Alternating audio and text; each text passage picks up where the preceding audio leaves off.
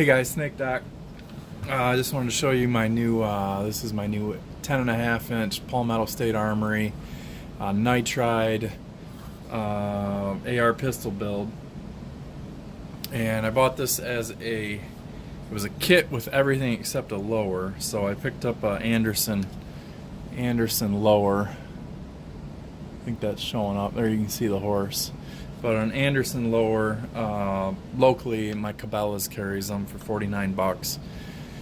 And I had like $32 in store credit there from some returns. So I went and picked up the lower, cost me like 21 bucks or something out of pocket. And I got a UTG low profile flip up rear sight off Amazon. It was under $20 shipped for that. You can see this has the Knights Armament shockwave blade and just standard M4 carbine heat shield handguards. It's got the aluminum heat shield inside of it. Regular F-mark for A2 front sight and birdcage flash hider. So sorry, the camera here is kind of limiting me how much I can show you at one time, but let's see if I can back it up to here. There you kind of get an idea. So 10.5-inch nitride pistol barrel. This came with the bolt carrier group and charging handle, and everything seems to be really well finished. You can see there is a slight contrast between the finish on the upper and the lower. The lower is a little bit more matte, a little bit more flat. They call their finish something. I can't remember what they call it, but it's self-lubricating, yada yada something. But it was my first time doing a lower build, and I highly recommend watching the Arms List. Yes, Arms List made a video. It's like 11 minutes long, and they show you step by step how to build a lower using hand tools. And it was extremely simple. I was screwing around watching the video on my phone, and it took me about 45 minutes to build the lower, and that was just cruising. And what I used for the castle nut, since I didn't have a specific wrench for that, was I used a grip strap wrench, a strap wrench, and then I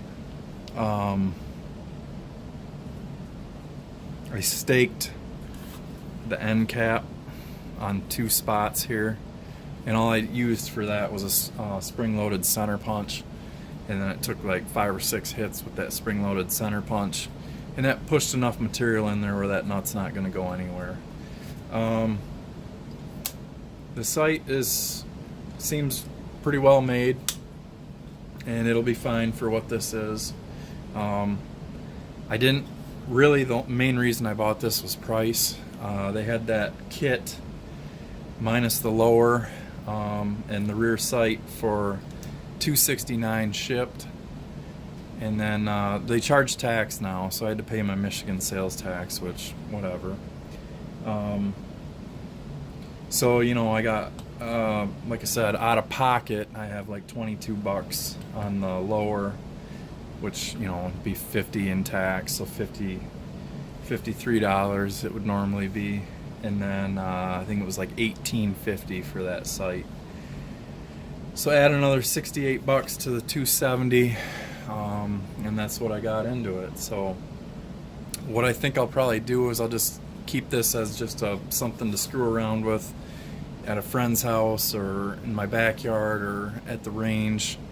And then if we ever get into one of those situations where there's a panic again and AR prices go through the roof, then I'm gonna flip this thing for ridiculous money, because people were stupid and didn't buy when stuff was cheap.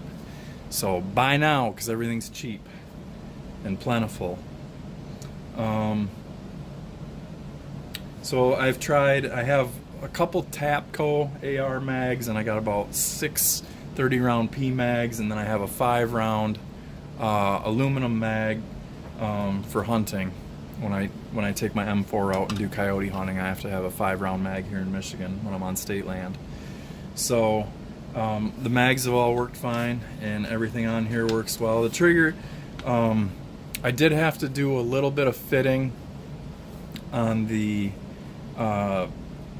where the disconnector goes into the trigger mechanism. It was really tight, so I had to take a ceramic stone and take that disconnector and just work the flats on it. And then I took my flat needle file and went inside of that trigger where that disconnector rides, and there was a couple burrs in there that I had to knock off, and then it fit back together fine, and I was able to get the pin through in the right spot. So really, I mean, building a lower, you don't need any special tools. I used a razor blade to push down the detents for the takedown pins, the front and rear, and then a couple punches, you know, just some of your standard punches. I've heard where guys will take vice grips and squeeze that roll pin in. I didn't do that. I did a punch, and then this. All I did for that was I put a hockey puck under that, and then I supported the buffer tube on just a catalog, actually, I think a Brownell's catalog, and then was able to put that in without messing anything up. So building a lower is not a big deal at all, and like I say, I highly recommend watching that arms list video, because they do a really good job of explaining it, and the guy's very nonchalant. There's some people that say and they're OCD, and it's just ridiculous. I mean, just throw it together. It's not that hard. But anyhow, I'm saying now, and this is the end of the video, so just wanted to show you guys. I think these deals are still available if you look. Palmetto's doing a lot of stuff right now for SHOT Show, so check it out and get yourself a cheap AR pistol before prices go up if something stupid happens in government. All right, guys, thanks for watching. Shoot safe.